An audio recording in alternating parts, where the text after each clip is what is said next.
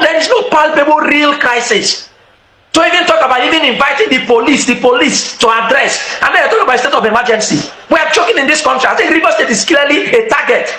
I may cease to begin to even attend to interviews of the media. Rivers State is clearly a target. We should address it and put it in that context. All the media houses in this country, including you all, that is the issue. President Bola Tinubu and Effiong are attacking Rivers State. It's civil coup against Rivers State. And all the attacks have been on more than a year now. Even Mr. President himself had once directed the governor to take certain steps. And when he was saying yesterday that he was annoyed because the governor didn't directive that he gave, but the governor is appointee. Even the minister that he has there that is appointee, has he directed him to do anything? All right then, Barrister, I was actually going to ask you. I am now partial because it affects Rivers State. Please let us be real in this situation. All right. If they want to get Rivers State grounded, let them ground it at once. They take our resources, you deny us money, you deny us a mandate to our governor, and say we should have discussion.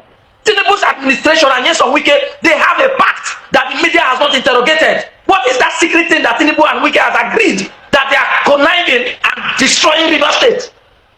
That is the situation.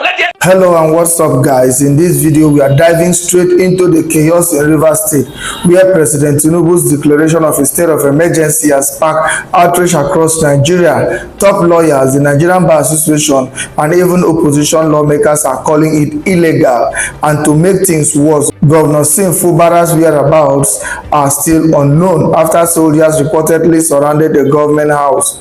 So what's really going on? Tinubu's government declared a state of emergency in Rivers State, suspending the governor and his deputy. But here is the problem. According to the constitution, both houses of the National Assembly must approve it with a 2/3 majority. And guess what? APC doesn't have that kind of power in the National Assembly. Now the big question is, will PDP and other opposition lawmakers stand firm, or will they let APC have its way? Because if they let this slide, who is next? Could this happen in other states too? Legal experts are not holding back. They are saying Tinubu's move is unconstitutional, politically motivated, and a clear abuse of power. Human rights lawyer Effiong and Professor Odinkalu will break down this declaration might not hold up legally. And here is another shocking twist. Reports say Tinubu didn't even consult Governor Fubara before making this decision. No dialogue, no warning, just straight up removal. If that is true, this could set a dangerous precedent for democracy in Nigeria. Guys, I will let you watch this video for yourself so you can see exactly what I am talking about. Also, don't forget to like, share, and subscribe to this channel if you haven't already done so. Take a look, guys, and remember to share your thoughts after watching. I would have been surprised if this didn't happen. I certainly did expect it, and I actually called some friends last week to tell them, look, I think we're focusing on the wrong thing. As much as I admire what Natasha is doing, the fact that it had become the biggest news out of Nigeria was taking away from this, and you could see in the horizon, very, very immediate term, that we were headed to where exactly we are right now. And I was suggesting to them that there needs to be some recalibration to call attention to the fact that with where we are, the budget will not be financed and things are going to get a lot harder across the board for the country. But secondly, there is this, I hear Henry's passion and almost anger at what, for want of a better expression, I'll call surrender despondency, popular despondency amongst Nigerians. I actually don't quite think that is true about, young Nigerians, different Nigerians are doing what they can, but they've been failed by the political opposition. Now, let's go back to the Constitution and what it says. Section 305, subsection 6 requires, if you read 305(2) and 6, it's very clear. The president can declare an emergency howsoever he wants. However, he's got to transmit the proclamation to the joint chambers. And the joint chambers have 48 hours if the National Assembly is in session, or 10 days if the National Assembly is not in session, to affirm by two-thirds majority of each chamber establishment, they affirm and confirm the emergency. If they don't, the emergency lapses. APC does not have two-thirds in either chamber. PDP, Henry, while you were talking, PDP, Debo Ologagba issued the statement of the PDP. And he could not find it in himself to say the party has instructed all its members in the National Assembly to vote against a joint resolution on the emergency. That is the problem. Stop blaming the people. Let us start with where the problem is. The president, Tinubu, as powerful as you want him to be, cannot sustain this emergency if PDP holds the line. PDP is a failure. And Umar, that your party is an absolute failure. This is the time when the party needs to stand up for Nigerians or for itself. Atiku has issued a statement. None of them can say we are asking our legislators to vote against this. That is the first step. Let's stop blaming the people. The people will die and the politicians will take office on top of their bones and their bodies and their blood. Right? And it is the politicians of both parties. Today, it is no longer PDP. Since today, the party has become IDP, an internally displaced party, because it no longer has a headquarters. When Wike was revoking plots for other people, PDP as an opposition kept quiet. The easiest thing to do is to oppose APC. It does not require skill. But the party system has bailed out on the country, and it's easy to say, oh, Tinubu has destroyed the party. I'm sorry, a party that is a party cannot be destroyed by Tinubu or anybody. Obasanjo tried to destroy ACN and AC. It didn't work. So the PDP itself has been complicit in its own liquidation. And I do think that now the first thing is this. If we have you've got to muster two-thirds. To muster two-thirds in the next 48 hours, because the National Assembly is in session, you have got to get a significant number of legislators from the Niger Delta. You've got to get a significant number of legislators from the PDP. The Labour Party legislators have got to be on board. And so you ask yourself, what kind of democracy is that? And we cannot sit down here and wring our hands, and I hear people say, you can't cry more than the bereaved. But if the majority of legislators from the Niger Delta are going to be voting against this, to support this, who will vote for it? I lawyered the emergency following Dogo Nahawa in 2010. And I know what I went through with General Azazi, the late General Azazi, in his office as National Security Advisor, to say, no, you cannot do what President Obasanjo did. It's unlawful. It's unconstitutional. You cannot sack the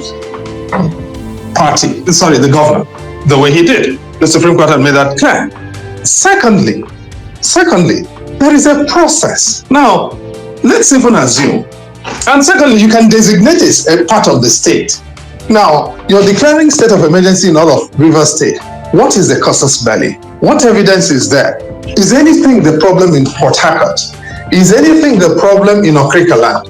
Where exactly is the problem? You can therefore make a state of emergency surgical. That's assuming that there is reason. But there is a third procedural issue, and which is what? Even when President Obasanjo declared an emergency over all of Plateau State and removed Governor Deriye, he did something. He first asked to see him and to listen to his side of the story. President Tinubu has declared an emergency today without even the minimal courtesy of hearing from Sim Fubara and asking him what exactly is the situation on the ground. So when people say that this is predetermined, prejudicial, and working from answer to question, it's very clear. It is politically motivated emergency. That is an abuse of the Constitution. This is, the one thing a president must never do is to politicize security and insecurity. And that is what, unfortunately, regrettably, in my view, and I suspect in the view of most well-meaning Nigerians, President Tinubu has done. The broadcast is a disgrace. And what he has done also is basically to tell Wike, you are the deputy president. That's really, really awful. But that's my main point is, if the opposition parties worked, there will be no emergency. And there is still room to walk back on that. But will they? And if the legislators from the Niger Delta, a majority of them, because Godswill Akpabio is from the Niger Delta after all, if they work together, will this emergency hold? I don't think so. But we still have 48 hours to hear. You've seen the information that the president consulted with them before proceeding with this, and they assured him that there is unanimous consent by the National Assembly behind the emergency. We are going to find out within 48 hours whether that is true. Can a sole administrator assume gubernatorial functions? Can he make appointments that are exclusive to the governor? Can he exercise power that only a governor can exercise, that even a deputy governor cannot, including power of prerogative of mercy for these 6 months? Because all Tinubu said was, there should be no new laws. So who was going to, it's just funny. But he said he can make regulations. So I'm saying, given the impacts that this will have on the workers, if tomorrow, because I think as we are talking, the military has already been deployed to enforce this. If tomorrow the workers in Rivers State say they are staying at home, the NUT says teachers are not safe, they don't know what is going on, everybody should stay at home, and schools are closed, markets are not open, and the sole administrator is the only one that finds himself on the streets. At least if the vast majority come out to reject this, maybe that will have some meaningful, outcome. But to say that, oh, let PDP do this, speaking to a useless party, a party that Wike is still a member, a party that the national chairman is still listening to Wike, a party that the PDP Governors Forum has not issued a statement till now. You can show me if I'm wrong. As the PDP Governors Forum even issued a statement, PDP is dead. PDP is only existing in name. As the political party, PDP is dead. It is useless. It is basically useless. It's not just ineffective. PDP is dead. Let's just agree to that. That the Governors Forum of the PDP, one of their members has just been removed through what looks like a coup. They have not issued a statement. I'm not saying they should even summon an emergency meeting. Because by now, tomorrow morning, I would have expected, in a country that has the position, that all the PDP governors will be meeting tomorrow morning to take a position. And sorry, I've taken a position as an activist never to crime mode and they bereave. That's the position. So the man you are fighting for, Fubara, is he willing to fight for himself? Have you not seen the statement he issued? He's still as cowardly as he has been from the beginning of this crisis. So maybe there is a fait accompli. We have to wait for the 6 months. When that has elapsed, Tinubu may renew it for another 6 months. And then by 1 year, we will know what Tinubu wants to do. So, sorry, I'm not sounding optimistic. But optimism at this point may just be evidence of, mental incapacity, inability to appreciate the reality that stares us in the face. That is just all I'm saying, that only the people of Rivers State can speak to the issue in an impactful way. And I'm not optimistic that even the people of Rivers State will respond to this appropriately. We will talk on social media, we'll file, maybe some people want to go to court and file cases, but you can only go to the Federal High Court, by the way. You can't go to the State High Court to challenge this. It has to be Federal High Court. Okay? Which division of the Federal, who is going to file the suit? If NBA goes to court, does NBA has jurisdiction? Local standard? Will they allow NBA to bring the suit? Will political parties bring the action? Will PDP file a lawsuit tomorrow to say that a governor elected on his platform for 4 years has been wrongly removed because the PDP should have locus, since it is a governor? Will the so-called national chairman direct the legal advisor to file a lawsuit tomorrow to reverse this? If Fubara cannot fight this, I don't see any of this happening realistically. This is the web of darkness, sadly, that has enveloped the political space of the country. So, sorry, if you're expecting me to sound hopeful, there is little or no hope by my estimation. I've listened to my learned friend, his opinion. Mine is not so definite. The reason is because for you to activate the original jurisdiction of the Supreme Court, there are two things that must be present. Because that subject matter, two things are determinative of it. Number one is the party. Number two is the presence of disputes. There has to be a dispute. Okay? A dispute between the parties. Parties that are capable of activating that jurisdiction. And I said, look at section 231 of the Constitution on the original jurisdiction of the Supreme Court. You see who the parties are. Then look at what there's a law called Supreme Court Additional Jurisdiction Act that further expanded that original jurisdiction. Now, this matter is, the nature of this dispute seems to be circumscribed to Rivers State. Okay? What has happened is that the president has removed a governor of a particular state. Does that necessarily amount to a dispute between the federal government? Right? It's a dispute between the federal government and the state, by the way, not between governors. The dispute between a governor and the president, I'm not sure if covered by the original jurisdiction of the Supreme Court. I'm not sure, but I know that the dispute between a state, okay, and the federal government or the federation, in quotes, is within the original jurisdiction. Now, is there a dispute? The Supreme Court has, in plethora of cases, offered perspective and definition on what amounts to a dispute within the purview and contemplation of section 231. I think the best bet for me is every legal option should be pursued. I'm not going to dismiss such an action. Let them try it and put the argument. It is better to have as many possible legal challenges to this as possible. Let the one that will scale through on the merits scale through. But I am not optimistic that this is possible, because that would mean that the governors of the PDP states will instruct the attorney generals to bring a joint action at the Supreme Court, so that if the president can remove the governor of Rivers, then he can also remove the governors of those states. Then in that sense, one can say there is a dispute. But on the other hand, the matter is geographical. It's limited to Rivers. So it's a yes or no thing. It can be argued either way, but my recommendation is let it be done. I have told you personally what I feel Fubara should do. By now, his lawyers should be putting the papers together. Approach the Federal High Court. I don't think he can go directly to the Supreme Court now, because there is no Attorney General.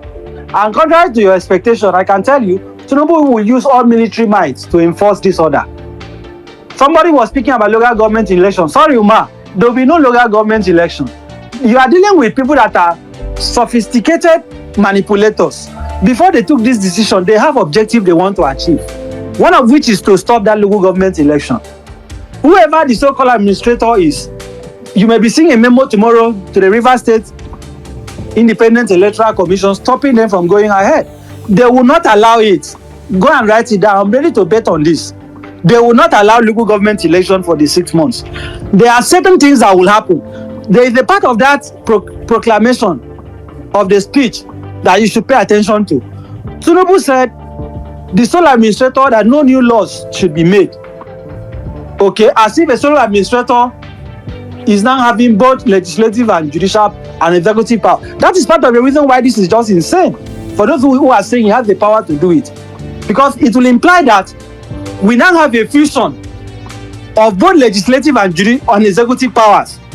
That will clearly offend the spirit and letters of section of the separation of powers under section 4, 5, and 6. You cannot have legislative power and executive power exercised by one entity or authority under a constitutional system. It is impossible. It is simply impossible. The best bet that you can have, is through subsidiary legislations. So, all I'm trying to explain, I'm trying to give context to you so that you will understand all these things. That let all possible actions be filed, both at the Supreme Court and at the Federal High Court. Forget about State High Court. I saw somebody saying Fubara should get injunction. There is no State High Court that has jurisdiction on the matter. It will be a waste of time. And with what has happened in the defection case, my suspicion is that judges of the State High Court are being circumspect. You know the way our country is, everybody will be careful. So that is my recommendation, sir. Let the PDP governors instruct the attorney generals to file the action at the Supreme Court. Let us see what the Supreme Court will say on the question of jurisdiction. The Fubara himself should be the first person to even file the action. Then PDP as a party, I strongly believe, as the locus. So before Fubara files, PDP itself should go to court. Because it is their mandate that has been truncated, mandate in quotes, that has been truncated for 6 months.